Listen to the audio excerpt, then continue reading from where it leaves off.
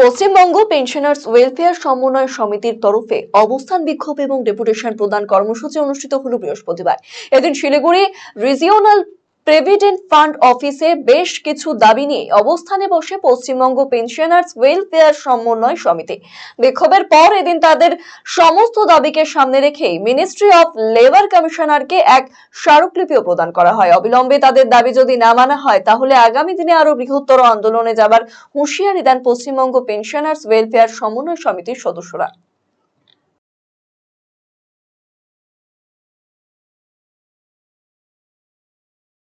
গোটা দেশ জুড়ে ইপিএস 95 পেনশনার সমিতি যে কোঅর্ডিনেশন কমিটি আছে তারই আমরা একটা অংশ। আমাদের রাজ্যে আমরা বলি পশ্চিমবঙ্গ পেনশনার ওয়েলফেয়ার সমন্বয় সমিতি। আমরা ইপিএস 95 পেনশনারদের সংগঠিত করছি এবং এদেরকে সংগঠিত করে এদেরকে নিয়ে এরা যে বঞ্চিত হচ্ছে তার বঞ্চনার বিরুদ্ধে, শোষণের বিরুদ্ধে আমরা গোটা দেশ জুড়ে লড়াই আন্দোলন সংগঠিত করছি। সবাই জানেন যে ইপিএস 95 পেনশনাররা মিনিমাম পেনশন হচ্ছে 1000 টাকা। 1000 টাকা পেনশন দিয়ে দুজন মানুষের ভরণ পোষণ কোনোভাবেই চলে না। এটা আমরা সবাই জানি। এই দ্রব্যমূল্য বাজারে কোনো মতে সম্ভব না। তা সত্ত্বেও আমাদের বর্তমান কেন্দ্রের যে সরকার আছেন বিগত বাজেটে এদের জন্য কোনো প্রভিশনে রাখেনি।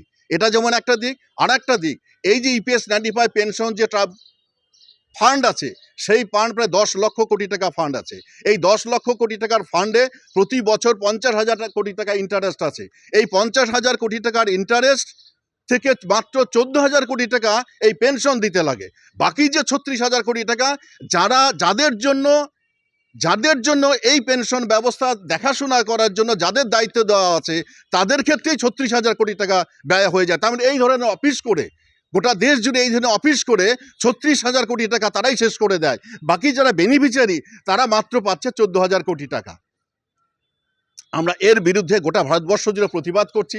সাথে আমরা লক্ষ্য করেছি আমরা এই ইপিএফ প্রভিডেন্ট ফান্ড অফিসগুলোতে একটা দালাল চক্র গড়ে উঠেছে।